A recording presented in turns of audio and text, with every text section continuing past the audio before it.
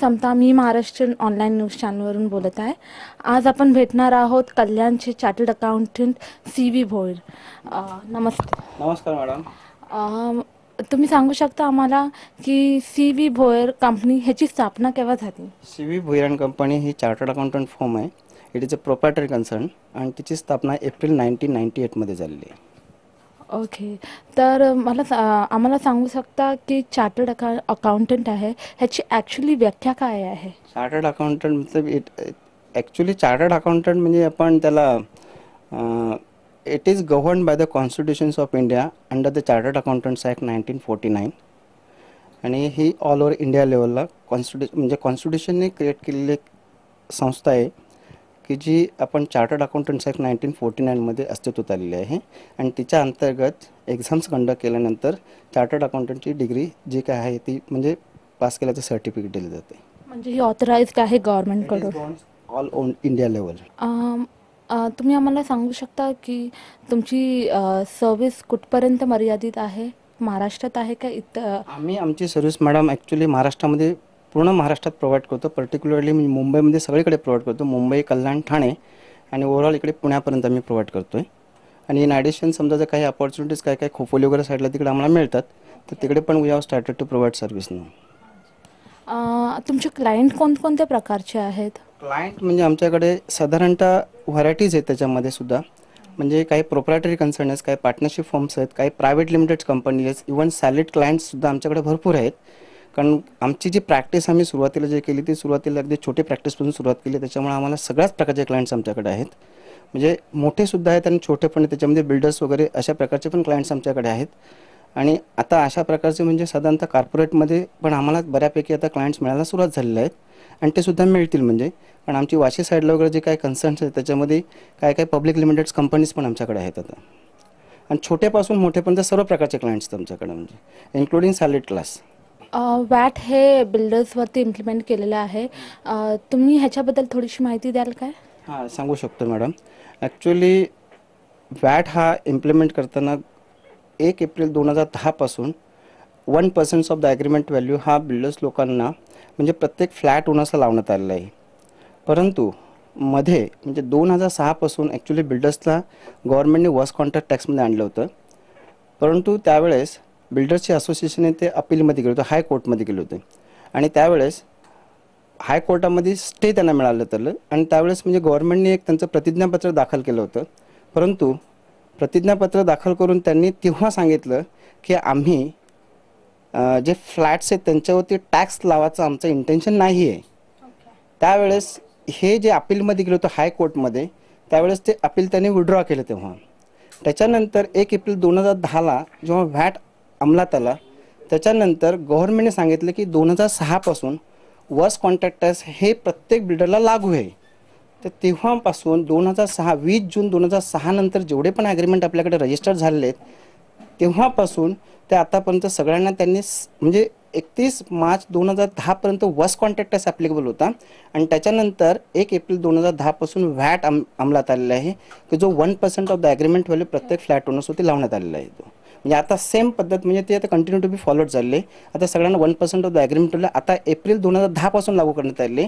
आणि त्याच्या अगोदर 20 जून 2006 नंतर जेवढे ॲग्रीमेंट रजिस्टर झाले टिल 31 मार्च 2010 पर्यंत वर्स कॉन्ट्रॅक्ट्समध्ये असल्यामुळे त्यावेळेस near by 5% of the agreement value tax बसलेले प्रत्येक फ्लॅटच्या ॲग्रीमेंट व्हॅल्यूवरती. ओके. हा मॅन्डेटरी झाला गव्हर्नमेंटकडून? मॅन्डेटरी झालेली आहे.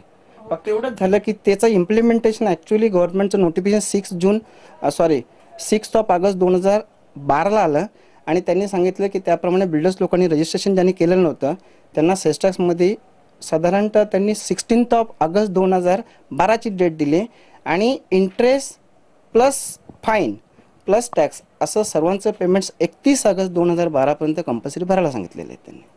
असं लेटेस्ट म्हणजे न्यूज आता आलेली आहे गव्हर्नमेंटची. लेटेस्ट न्यूज आहे. ITR लिमिट वाढलेली आहे. तुम्ही ह्याच्याबद्दल थोडक्यात माहिती द्याल काय? ITRची लिमिट मॅडम आता बऱ्यापैकी म्हणजे चांगल्या प्रकारे वाढलेली आहे की जे पूर्वीचा जो स्लॅब होता तो स्लॅब म्हणजे लेडीज आणि जेंट्स यांच्यामधलं 190 आणि 160चा जो गॅप होता किंवा 180चा वगैरे जो गॅप होता तो त्यांनी स्ट्रेट फॉरवर्ड 2 लाखाचं एक्झम्पशन लिमिट केलेलं आहे. आणि 2 लाख ते 5 लाख, 5 लाख ते 10 लाख आणि 10 लाख ऑनवर्ड्स. त्याच्यामुळे सबस्टन्शियल टॅक्स बेनिफिट्स म्हणजे मिळायला लागलेलं आहे. आणि अशा प्रकारचं जर केलं तर बऱ्यापैकी गव्हर्नमेंटचा रेव्हेन्यूसुद्धा म्हणजे व्यवस्थितपणे मेंटेन होऊ शकेल. आणि दुसरी गोष्ट म्हणजे मॅक्सिमम कॅटेगरीचे लोक आहेत ते त्याच्यामध्ये म्हणजे टॅक्सच्या स्लॅबमध्ये बेनिफिट्स घेऊ शकतील. कारण बरंचसं जे लेवल आहे ती साधारणतः 10 लाखापर्यंत मॅक्सिमम लोक आहेत. आणि त्याच्यामुळे पूर्वीचा जो स्लॅब रेट होता आणि आताचा जो स्लॅब रेट होता त्याच्यामध्ये जर फरक पडला तर आताचा बऱ्यापैकी म्हणजे बेनिफिशियल स्लॅब रेट आहे. गव्हर्नमेंटने जो डिक्लेअर केलं त्याच्याप्रमाणे बऱ्यापैकी बेनिफिशियल स्लॅब रेट आहे आताचं. मी आहे न्यासा, मी महाराष्ट्रीयन ऑनलाईन चॅनलवरनं आणि आज आपण इथे मुलाखतीसाठी आलो आहोत मिस्टर चंद्रकांत भोईर, जे एक चार्टर्ड अकाउंटंट आहेत आणि खूप मोठ्या कंपनीत आहेत. एक मिनिट सर. नमस्कार सर. नमस्कार. मग सर, तुम्ही आपल्याबद्दल थोडीशी माहिती द्या की चंद्रकांत भोईर आणि हे चार्टर्ड अकाउंटंटचे जे असोसिएट्स आहेत ते एक्झॅक्टली काय आहे, आणि तुम्ही तुमच्याबद्दल थोडी आमच्या महाराष्ट्रीयन लोकांना थोडीशी माहिती द्यावी. मॅडम, मी जेव्हा प्रॅक्टिस म्हणजे करायचं होतं त्याच्या अगोदर मी ॲक्च्युली MSCBमध्ये जॉईन झालो होतो आणि तिकडे मी अकाउंट्स ऑफिसर म्हणजे 5.5 वर्ष सर्व्हिस केली. परंतु जेव्हा मी सर्व्हिस करतो त्यावेळेस कल्याणवर मी अपडाऊन करत होतो, तेव्हा मला प्रत्येक वेळ असं वाटायचं की आपण सकाळी उठतो आहे, 2 तासाचं जर्नी करतो आहे, परत तिकडून आल्यानंतर परत नंतर म्हणजे तिकडे 6, 7, 8 तास जे काय आहे ते तिकडे समजा डिवोट करतो आहे आणि त्याच्यानंतर येऊन आपण घरी राहतो आहे.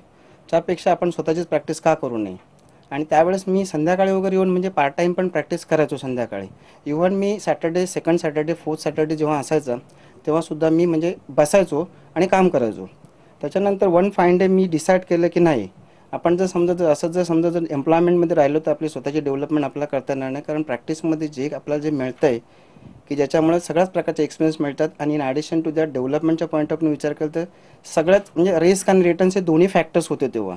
तर त्यावेळेस one fine day I have decided to start my own practice आणि मी MSCB रिझाईन केली. And right from that days I have started the business. म्हणजे पहिल्यांदा मी पूर्णपणे रेंटल बेसिस होत होतं. 10x5चा गाळा होता, त्याप्रमाणे मी पहिल्यांदा म्हणजे प्रॅक्टिस करत होतो. आणि त्याच्यानंतर एक साधारणतः 1 ते 2 वर्षांनी माझं स्वतःचा गाळा आणि मग बाकीचं मी सगळं जे काय माझं जे स्वतःचं ऑर्गनायझेशन आहे ते असं मी दाखवू शकलो त्याच्यानंतर. पण त्याच्या पाठीमागे एक मोठं इंटेन्शनसुद्धा हे होतं की मी मेहनत हा जो सब्जेक्ट आपण जो म्हणतोय तो literally and truly speaking even मी सॅटर्डे, संडे, सेकंड, फोर्थ असा कुठलाही सोडलेला नाही. इव्हन म्हणजे जी मेहनत आणि पेशंट जो म्हणतोय म्हणजे की जे आपण डेव्हलपमेंटच्या दृष्टीने विचार केला तर 24 आवर्स जरी म्हटलं आपण तरी पण आपण त्याला कमी पडतील. कारण त्यावेळेस even my Mrs is also doing the same job. She is also chartered accountants and both are doing the job. म्हणजे राईट फ्रॉम म्हणजे इव्हन रात्री 12, 1, 2 वाजेपर्यंत आम्ही इथे काम करायचो. आणि त्याच्यानंतर म्हणजे जे काय म्हणजे आम्हाला जे रिझल्ट्स म्हणजे मिळत गेले ते खरंच म्हणजे ऑप्टिमिस्टिक आणि पॉझिटिव्ह मिळत गेले. आणि मार्केट ही एक अशी गोष्ट आहे की ज्याच्यामध्ये तुम्ही जेवढी मेहनत घालू शकाल, जेवढं पेशंट टाकू शकाल तेवढं रिटर्न्स आणि तेवढे रिझल्ट्स तुम्हाला मिळत जातात. आणि त्याचे रिझल्ट्स आम्हाला खरोखरच म्हणजे विदिन ह्या 4, 5, 6 वर्षामध्ये अतिशय चांगल्या प्रकारचं मिळालं. आणि बिकॉज ऑफ दॅट थिंग्स बऱ्यापैकी आम्ही म्हणजे जी आम्ही म्हणतो जे डेव्हलपमेंट मार्केटच्या दृष्टीने किंवा क्लायंटच्या दृष्टीने किंवा म्हणजे बाकीची जी फायनान्शियल वगैरे जी काय आहे ती डेव्हलपमेंट चांगल्या प्रकारची म्हणजे होत गेली आहे. आणि असेच उत्तरोत्तर होत गेले. इव्हन मी संडे जरी असेल तरीसुद्धा मी वर्किंगला पूर्ण दिवस असतो आहे. आणि म्हणजे जी सर्व्हिस जो फॅक्टर आहे तो मी माझ्या क्लायंटला एवढ्या व्यवस्थितपणे देतो की कितीही इमर्जन्सी असेल तरी मी त्यांना सर्व्हिस ह्या फॅक्टरसाठी म्हणजे मी स्वतः हजर राहून इव्हन सॅटर्डे, संडे किंवा इव्हन वर्किंग डे जरी नसला, फॉर एक्झाम्पल हॉलिडे असेल तरी त्या दिवशीसुद्धा मी माझ्या क्लायंटला सर्व्हिस देतो आहे. आणि because of that things and efforts मला असं वाटतं हे जे डेव्हलपमेंट जी होत गेली आहे ती डेव्हलपमेंट आता अशा प्रकारची होत गेली माझी. खरंच सर, तुम्ही खूपच म्हणजे छोट्याशा गोष्टीतून आज हे जग निर्माण केलेलं आहे. खरंच आम्हाला खरंच ॲज अ महाराष्ट्रीयन आणि आमच्या चॅनलला सुद्धा खरंच आज ह्या गोष्टीचा खूप मोठा गौरव आहे. बरं, तुम्ही मला सर अजून एक सांगा की आज हल्लीच्या जगात हे टॅक्स कन्सल्टंट आपण म्हणतो आणि एका साईडला चार्टर्ड अकाउंटंट, करेक्ट? मग हे जे 2 गोष्टी आहेत ह्यामधला फरक जरा सांगाल का आपल्या लोकांना? चार्टर्ड अकाउंटंट हे म्हणजे जेव्हा बनतात इट इज ऑलवेज म्हणजे चार्टर्ड अकाउंटंट इन्स्टिट्यूट्स जी आहे it is govern by the constitutions of India. आणि chartered accountants is always govern by the rules and regulation made by the institute of chartered accountants of India. त्याच्यामुळे chartered accountants itself is coming from the constitutions of India under the chartered accountants act 1949. त्याच्यामुळे त्यांना जे rules and regulation bindings आहेत ते tax consultant लोकांना नसतात. ते generally chartered accountant म्हणजे तो क्वालिफाईडच असतो. म्हणजे he is always passing chartered accountant examination then only is declare to be the chartered accountant.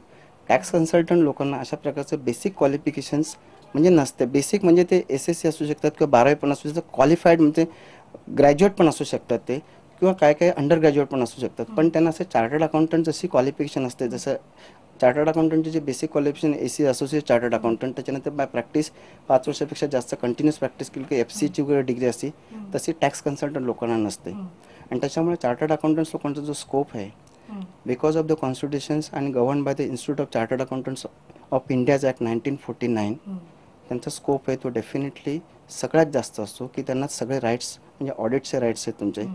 Income टॅक्समध्ये पण जे काही टॅक्स ऑडिट असतात, वॅट ऑडिट असतात, कंपनी ऑडिट असतात किंवा बाकी काही स्पेसिस ऑडिट असतात, हे सगळी जबाबदारी चार्टर्ड अकाउंटंटवरती डिवोट केलेली आहे, की जे कन्सल्टंट लोकांना नाही मिळत नाही. बरोबर आहे that is a basic difference. अच्छा सर, मी काय म्हणते, आता आपण म्हणतो की जग हे वर्ल्ड वाईड वेब जसं इंटरनेटवर चालू आहे, करेक्ट. मग आता तुमच्या बिझनेसमध्ये जसं एक चार्टेड अकाउंटंट तुम्ही आहात आणि तुम्ही एवढी असोसिएशन चालवतात, तर ह्यामध्ये इंटरनेटचा तुम्हाला काय फायदा आहे किंवा ह्याच्यात तुमची काय प्रगती आहे किंवा काही तोटे पण असतात, असं नाही, दोन्ही नाण्याची आपण दोन्ही बाजू बघतो.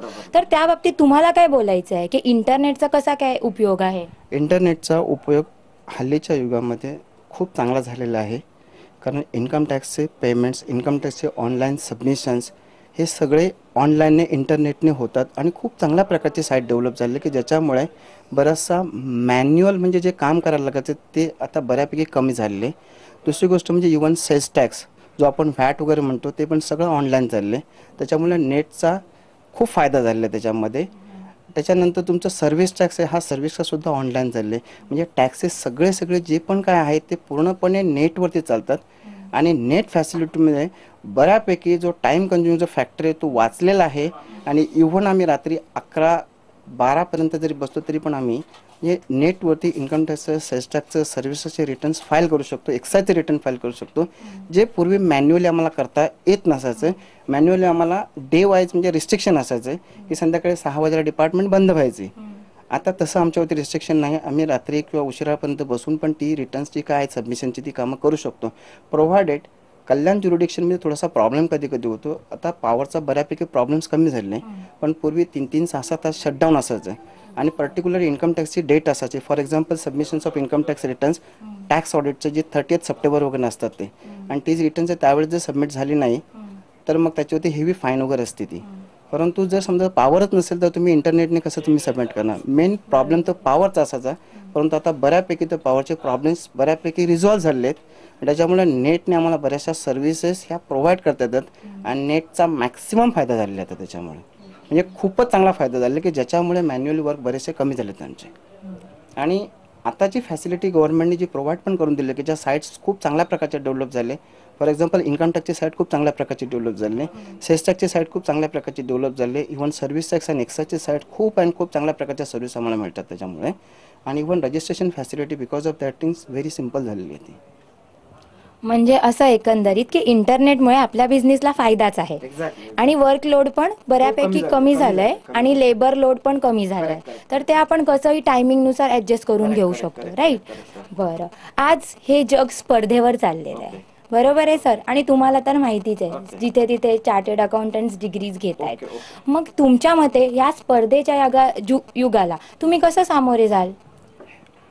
कसं आहे, स्पर्धा जशी चालत असते तशाप्रमाणे चेंजेससुद्धा केले जातात. Even chartered accountants now accountants with the IT टेक्नॉलॉजीशी करून त्याप्रमाणे त्यांना पुढे डेव्हलपमेंट करावे लागते. उदाहरणार्थ ज्या ITमध्ये ज्या डेव्हलपमेंट्स होतात किंवा कायद्यामध्ये ज्या काही डेव्हलपमेंट्स होतात त्या हिशोबाने आमचे इन्स्टिट्यूट बऱ्यापैकी जवळजवळ प्रत्येक गोष्टीवरती सेमिनार्स कंडक्ट करत असतात आणि त्याच्यामुळे ज्या लॅटेस्ट अवेअरनेस आहे त्या प्रत्येक गोष्टीच्या अवेअरनेस प्रत्येक मेंबर्सला त्याच्यामुळे येत असतात. आणि त्याच्यासाठी आमचे CPE म्हणून हावर्स असतात, ते म्हणजे साधारणतः प्रत्येक मंथली 15 दिवसांनी आमच्या इन्स्टिट्यूटचे सेमिनार्स होत असतात. आणि त्या सेमिनार्समुळे बरेचसे अपडेट्स, इव्हन आमचे जर्नल्स वगैरे असतात, जर्नल्समध्ये लॅटेस्ट सगळे अपडेट्स असतात. आणि त्याच्यामुळे चार्टर्ड अकाउंटंट्स हे लोक बऱ्याचशा कॉम्पिटिशन्समध्ये त्या सगळ्या कॉम्पिटिशनला व्यवस्थितपणे फेस करत असतात. पर्टिक्युलरली जे प्रॅक्टिस असतात, प्रॅक्टिसवाल्यांना पण सगळ्या गोष्टी बघाव्या लागतात. And those who are in industry they again have to cope up with the latest amendments and then only they are able to cope up with that things. आणि त्याच्यासाठी आमचं इन्स्टिट्यूट बऱ्यापैकी सगळ्या फॅसिलिटी प्रोव्हाइड करते. म्हणजे latest जे updates आहेत ते अपडेट्स वेळोवेळी आम्हाला प्रोव्हाइड केले जाते. आणि त्याच्यामुळं आम्हाला बाकीच्या कॉम्पिटिशनमध्ये जे पण काय रिक्वायरमेंट्स आहेत ते आम्ही लोक प्रोव्हाइड करू शकतो त्याच्या बेसिसवरती. अच्छा, तुम्ही भरपूर माहिती दिलीत सर मला. मी काय म्हणते सर, आता आपले जे भविष्य आहे येत्या महाराष्ट्रीयन लोकांचे, तर या भविष्याबद्दल तुम्ही तुमचे विचार थोडेसे व्यक्त कराल आणि आपल्या लोकांना सांगाल का? बरं, बेंग महाराष्ट्रीयन म्हणजे मी महाराष्ट्रीयन म्हणून सांगतोय की आपण जी महाराष्ट्रीयन आहे ना, त्याने आपण जो म्हणतो की बऱ्याचशा वेळेला आपलं बऱ्याचसा जो लोंढा जो असतो तो सर्व्हिस ओरिएंटेड असतोय. की बरेचसे आपले जे कॅन्डिडेट्स आहेत त्यांना सर्व्हिस ही खूप आपुलकीची वाटत असते. परंतु मी बऱ्याचशा जणांना सांगू शकेन की तुम्ही जर व्यवसायाच्या दृष्टीने जर विचार केला आणि स्वतःचे जर व्यवसाय जर समजा असे चालवायचा जर विचार केला तर भविष्यामध्ये तुम्हाला खूप चांगल्या प्रकारचा रिस्पॉन्स मिळू शकेल. मार्केट हे खूप चांगलं आहे आणि ज्यांना मेहनत आणि पेशंट ठेवायची समजा जर इच्छा असेल तर मार्केटमध्ये खूप चांगल्या प्रकारची प्रगती ते खूप कमी वेळेमध्ये करू शकतात. सुरुवातीला मेहनत भरपूर करावी लागेल आणि सुरुवातीला बरेचसे म्हणजे जे म्हणतात ते अनुभव पण काही चांगले असतात का वाईट असतात, बरेचसे अनुभव येत असतात. पण जेव्हा म्हणतात ना वाईट अनुभव येतात तर त्याच्या जोडीला खूप चांगले अनुभव पण येत असतात. तर त्या चांगल्या अनुभवाच्या जोडीला जर समजा तुम्ही जर पुढे जर पेशंट ठेवून जर कंटिन्युअसली एफर्ट जर देत असाल तर सर्व्हिसमध्ये जर समजा ते आले सर्व्हिस किंवा इंडस्ट्रीमध्ये तर ते अतिशय चांगल्या प्रकारची डेव्हलपमेंट करू शकतात. प्रोव्हाइडेड आणि इंटेन्शनली त्याच्यामध्ये आपण डेव्हलपमेंट करू शकतो. आपण बरंच काय काय याच्यामध्ये इम्प्रूव्हमेंट्स करू शकतो. असं जर त्यांनी जर ऑब्जेक्ट ठेवला तर definitely within A short span of, जसं आपण सर्व्हिसमध्ये आपल्याला टायमिंगचं बंधन असतं तसं आपल्या स्वतःच्या म्हणजे व्यवसायामध्ये आपल्या टायमिंगचं बंधन नसते. परंतु डेव्हलपमेंट जी आहे ती डेव्हलपमेंट त्याच्यामुळे बऱ्याचशा पटीने वाढत असते. त्याच्यामुळे मी माझ्या महाराष्ट्रीयन लोकांना हे जनरली सांगू शकेन की ते सर्व्हिस जर करत असतील तर सर्व्हिस ओके, परंतु काही दिवसांनी त्यांनी असा सुद्धा विचार केला पाहिजे की आपण स्वतःचा व्यवसाय म्हणजे स्वतः डेव्हलप करा की जेणेकरून स्वतःचं म्हणजे चांगल्या प्रकारचं ब्राईट फ्युचर ते डेव्हलप करू शकतात, जनरेट करू शकतात within a very short span of time. Provided efforts पाहिजे, पेशंट पाहिजेत आणि कंटिन्युअसली म्हणजे जे आपण म्हणतो की Saturday Sunday second Saturday fourth Saturday enjoyments वगैरे ते मात्र त्यांना कर्टल करायला लागतील आणि त्याच्यासाठी मात्र त्यांना टोटली डिवोशन टुवर्ड जे प्रोफेशन आहे ते द्यायला पाहिजे. तर ते व्यवस्थितपणे within a short span of टाईममध्ये बरेचसे मोठ्या प्रकारचे डेव्हलपमेंट करू शकतात ते. म्हणजे एकंदरीत डेडिकेशन टुवर्ड्स वर्क असं म्हणायचं आहे तुम्हाला. बरं सर, मी भरपूर वेळ घेतला आहे तुमचा. आता आपल्या लोकांना तुम्ही आपल्या मी महाराष्ट्रीयन लोकांना आपला एक शॉर्ट बट स्वीट एक छानसा संदेश तुम्ही द्या. मी महाराष्ट्रीयन लोकांना एक शॉर्ट अँड स्वीट एवढा संदेश देईन, जर आयुष्यामध्ये डेव्हलपमेंट जर त्यांना करायचे असेल, विकास करायचा असेल तर त्यांनी जास्तीत जास्त मेहनत घेऊन 8 तास 12 तास न करता वेळ पडली तर 15 तास 18 तास जर त्यांनी मेहनत केली तर ते खरोखरच विदिन अ शॉर्ट स्पॅन म्हणजे खूप मोठ्या प्रकारची डेव्हलपमेंट करू शकतील आणि ते करावी असा माझा त्यांना संदेश आहे. Thank you sir. नमस्कार. धन्यवाद. आज आपण भेटलो चंद्रकांत भोई साहेबांशी, जे एक महाराष्ट्रीयन आहेत. त्यांनी विचार करून आपली विचार पातळीत चेंजेस आणून भरपूर चेंजेस केलेत आणि एक छोट्याशा MSCBत ते वर्क करत असून आज त्यांनी स्वतःचा बिझनेस CA असून ते स्वतःचं बिझनेस असोसिएट्स आहेत. तर हे म्हणून म्हणजे एक लहानसं एक विचार त्यांनी एक महाराष्ट्रीयन माणूस असून आपला विचार बदलून स्वतःचं जग बदललेलं आहे. आपणही असंच करू शकतो. फक्त एवढंच की विचार करण्याची पातळी बदललेली पाहिजे. मी महाराष्ट्र या चॅनलवरनं मी आहे न्यासा. धन्यवाद. नमस्कार मॅडम. नमस्कार.